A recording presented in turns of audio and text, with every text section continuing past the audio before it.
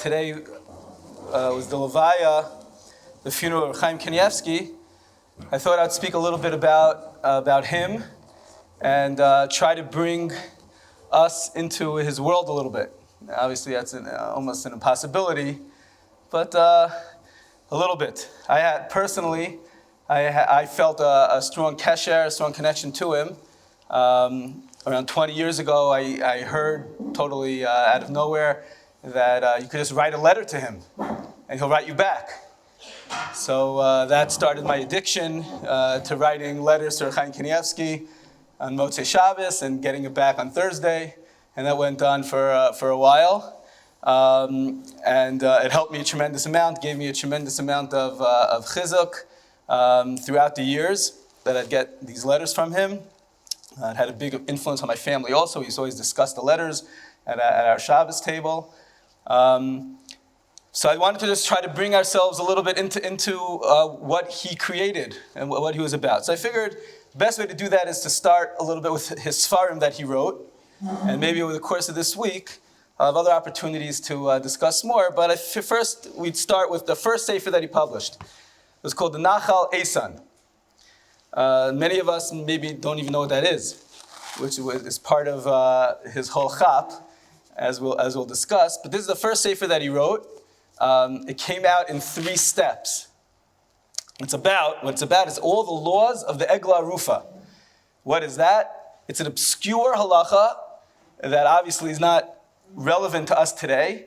And it's about if a city, someone is found murdered in that city, so the elders of that city have to go ahead and take an Egla Rufa, take this animal into the Nachal Eisan, this area outside of the city.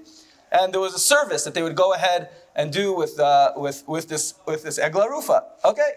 So he wrote all the laws that have to do with this Egla Rufa. Why he did that, we'll get there in a moment. But first, let's just appreciate this historical aspect of the book. So he wrote it before he got married. I guess he was in his teens, very early 20s maybe, and it came out in 3 steps. The first Mahadura, the first version, came out with just the halachos, and he gave it to his uncle, the Chazon Ish. The Chazon Ish was the greatest Torah giant of the last generation, and he went ahead and he gave it to the Chazon Ish to read it over. He read over the whole thing. Then he added on a little more.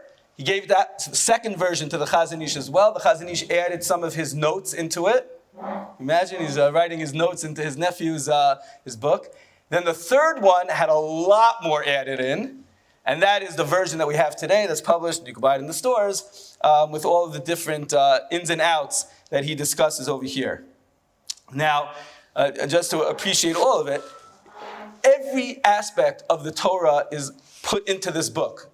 And we'll get there in a moment. Anything that you thought was anything related, he got in here. To the extent that Chaim Kanievsky writes that originally he wanted to write in the introduction to the book that if anyone is able to find an area about the topic, Egla Rufa, that he missed, he'll give him a free copy. But then he was nervous that too many people would add in, would send in, points, extra points or points that he missed. So he pulled it out of the introduction that he wouldn't give out the free copies. He didn't know if he could afford to give out free copies to everyone. But he said that till this day, no one ever sent anything to him that he missed.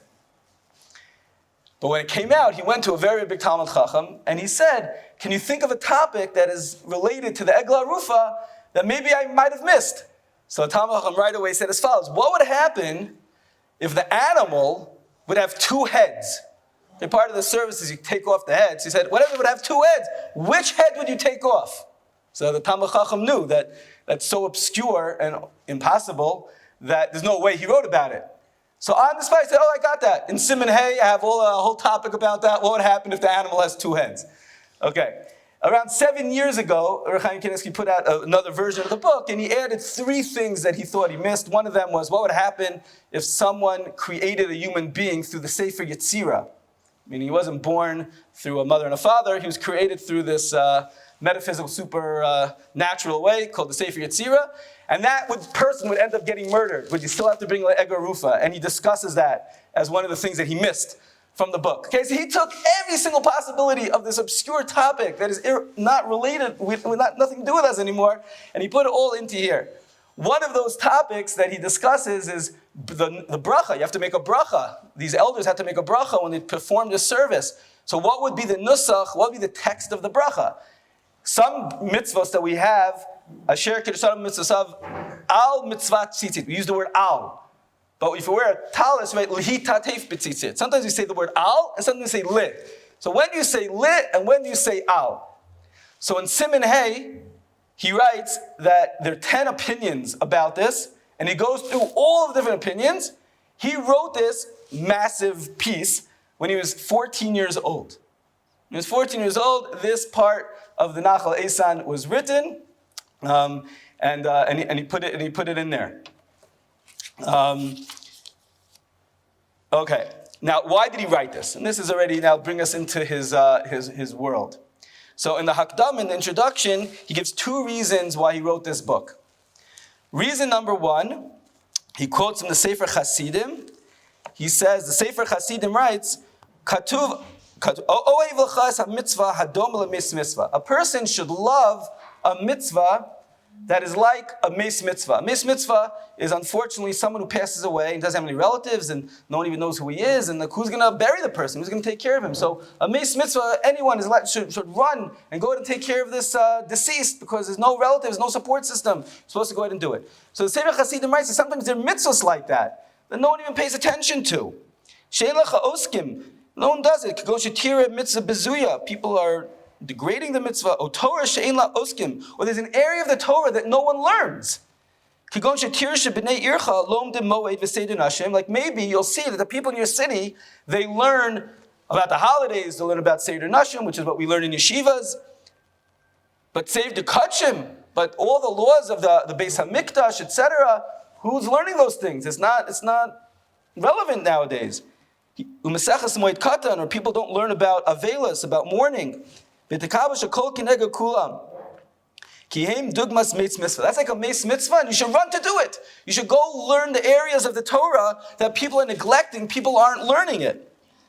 And therefore, he said that no one even knows maybe what an eglah roof is. It's a pasuk in the Torah, but no one knows what this Nachal Eisan is. So therefore, he's going to devote time to writing it. Now, he didn't just, put out an ad. There's something called eglah roof and Nachal Eisan. He wrote every single possible halacha that might come out and explain it in tremendous depths. It took him a long time to go ahead and write this thing. It's an unbelievable thing. And that was a theme in many, many, many of the things that Chaim Kanievsky wrote. So for example, there's something called the Yafe Einayim, something that we benefit from. It gives sources on Nashim and Nezikin of different things that the Gemara came from, earlier sources.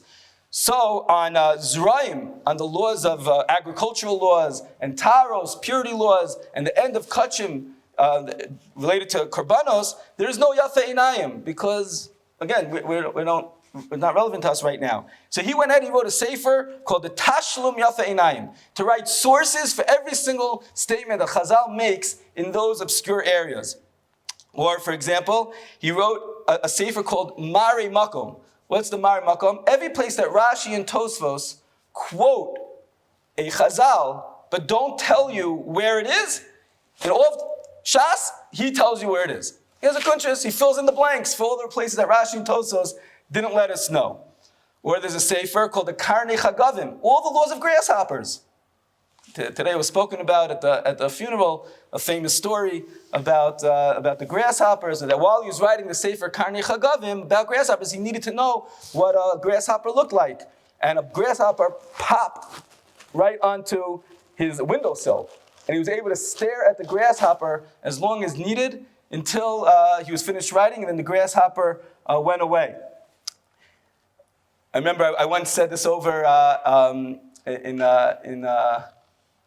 my wife actually said that. She was teaching in a seminary. She said it over to a bunch of girls, and the girls got all excited. Okay, why were they excited about the story? Because the day before that, they were in Bnei Brak for their Bnei Brak Shabbaton, and Rebbetzin Kanievsky told them the story that there was a grasshopper that came onto her husband's windowsill until he was finished writing the Sefer Karnei Chagavim. There was an a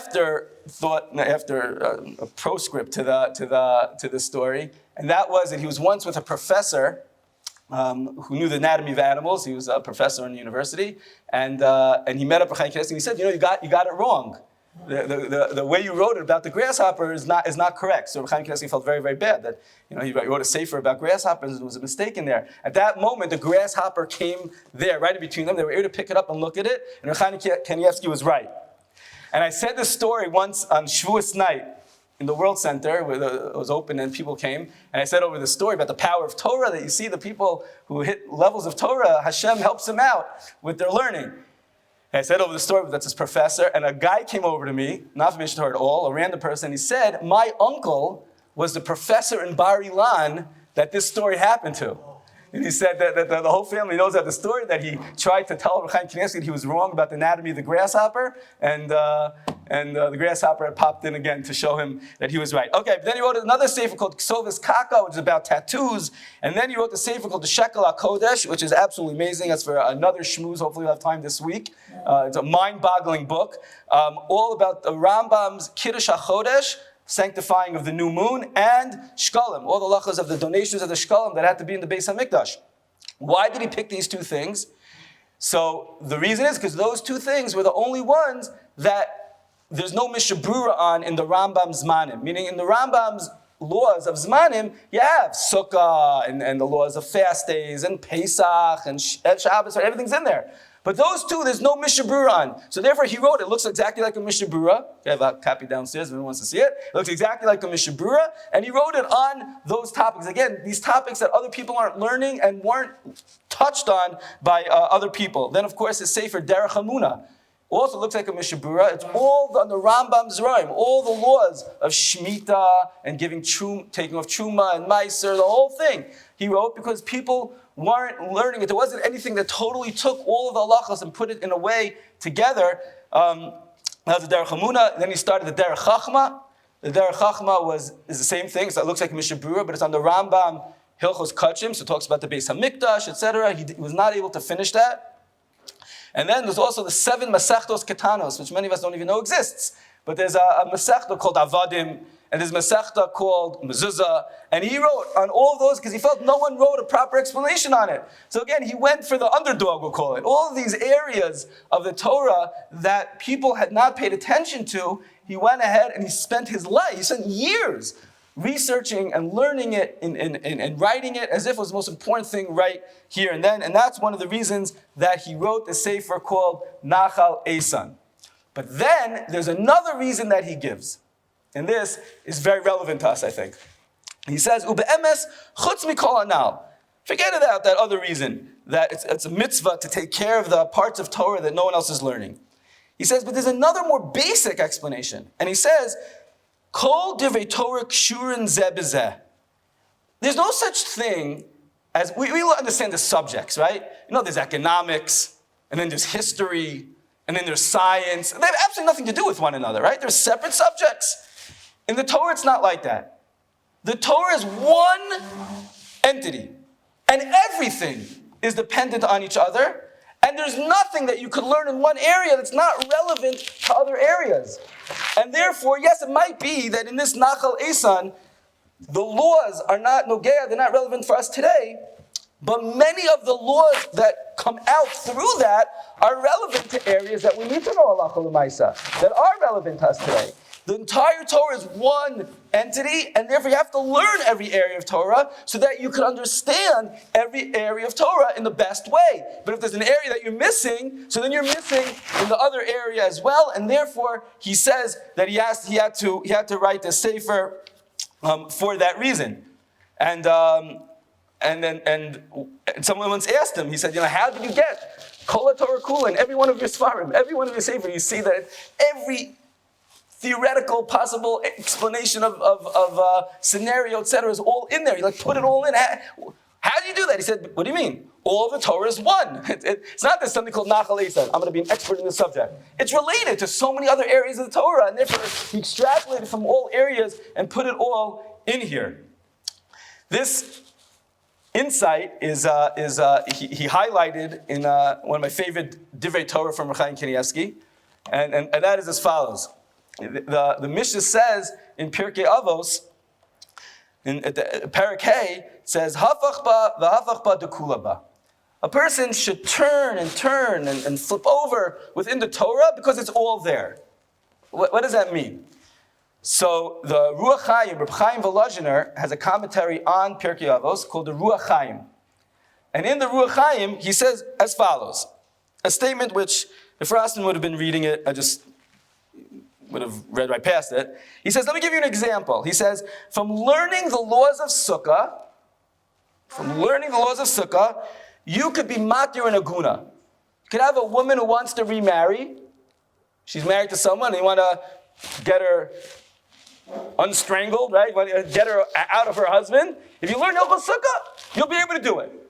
Okay, that's in my mind, I was like, it's like a joke type of thing. Like, obviously not.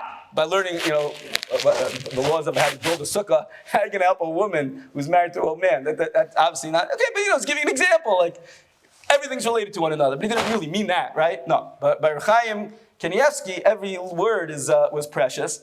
Chaim Volozhiner said that by learning the laws of sukkah, you can help a woman who's attached to a man to be married to another man.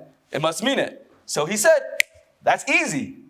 The Gemara says in Baba Basra, on Kuf Samach Beis and Beis, 162b, the Gemara says that there's a type of a get, a document that releases a woman from her husband, called a get makusher. It's a folded, sewed type of a get. Okay, so on the bottom of every document, you have to have kosher signatures, right? So the uniqueness of this type of a get is that on every fold, that's going to fold it over, on every fold you have to have signature on that fold. So you have to have your two regular witnesses, and then on every fold you have to have another two witnesses. Okay. So the Gemara says, but on these extra folds, you could have relatives sign. You just need two people, but they could be relatives. Now everyone knows relatives aren't valid witnesses. But for this, you're allowed. So the Gemara says, and don't scratch your head and say, how does that help to fill in the blanks with invalid witnesses? Again, if they don't sign anything, the get is no good, and she's still married to this guy. If witnesses that aren't valid, meaning your brother and your father, they start filling in the blanks, then all of a sudden this get is good. And don't scratch your head on that one, because we find such a thing. Where do we find such a thing? By a sukkah. If you have a sukkah, so you have to have schach on the roof, right? And it has to be full. If you have 3 tfachim of empty space, so the schach is no good. It's invalid. But if you fill up that empty space with non-kosher schach, then it's good. Meaning, if you leave it empty, too big, it's no good. But if you fill it in with invalid schach, then it is good. So you see from here that sometimes something, if it's empty, it's no good. But if it's filled even with invalid placements, then it is good. He said, and the Gemara says that's what it means. Even though these are invalid witnesses, you fill in the blanks with these invalid witnesses is going to be good. And that's what he said. You see, Chaim Kanievsky said that is the pshat in the Ruach Chaim on Pirkei Avos. Meaning, even if you're learning a Sechah Sukkah, you could be going ahead and helping some woman get out of her husband that she doesn't want to be married to. Unbelievable thing. The entire Torah is related to one another. And anything we ever learn, we have to try to put it in our bank, right, of our Torah knowledge, based on every single thing else that we learned. And we'll put it in. It's never, okay, I'm just doing this topic, and now I'm doing that topic, okay, I got this topic, it's all one Inyan, it's all one topic. And we have to keep on building and questioning and understanding and getting it deeper and deeper and deeper. And this is who Chaim Kanievsky was. He knew the whole thing. The whole thing, and he brought all of his knowledge into every little thing that he did. When he would explain psukim in a sefer time of the Kra, he'll say, why is there no vav in this pasuk? He'd bring all of his Torah knowledge to go ahead and explain why the Torah doesn't have a vav over there. Everything. That's how he looked at everything, with all that Torah knowledge into every little area that he did. And that's the second reason that he gave this Nachal Eisan. Hopefully, over the course of the week, we'll try to find a forum where we could discuss some more of the other books, just to try to appreciate this. But it's incredible. I highly recommend that we should take some time to learn from his farm to see what this is. But what the loss is of someone that really knew everything cold, and was able to explain it and teach it tons and tons of people, even when we realize, benefited from all of his Sfarim that he wrote. His father once told him, a Steiper Gaon once told him, he was offered many different positions to be Rosh Yeshivas and heads of kollels, things like that. He said, your job is just to write. You just stay and write. Don't get bothered by these other different positions. You just write. When he was looking for his pen, he used to say, where's my kli umnus? Where's my utensil that I use for my work? And when you go to write a book, he would say, I'm going to work now. And that's how he viewed writing his Sfarim as his tafkid. And of course, he took time every single day to answer questions for people like Rassman, anyone. He would even say that he was able to tell that kids were writing sometimes the letters because they were so pathetic, the questions, that it had to be from a kid. So they asked him, so why are you wasting your time on answering these letters? He said, obviously the reason the person asked me the question was that after they could have a letter from Chaim Kanievsky. And that will give them chizuk, and it'll give them the strength to learn more. And he said, that's my opportunity to go ahead and strengthen other people. And even though it was at the expense maybe of finishing the Derech Chachma, because he didn't have as much time, the sefer that I told you he wrote about on Kutchim, but he thought this was a very, very important part of his life, and he said at one point that maybe this is the only reason I'm still alive, because I'm writing these letters back to people and answering all their questions. And he really cared about every person and every person's ability to learn the Torah and master the Torah, and he had it. And that's one of the tremendous losses that we've just experienced.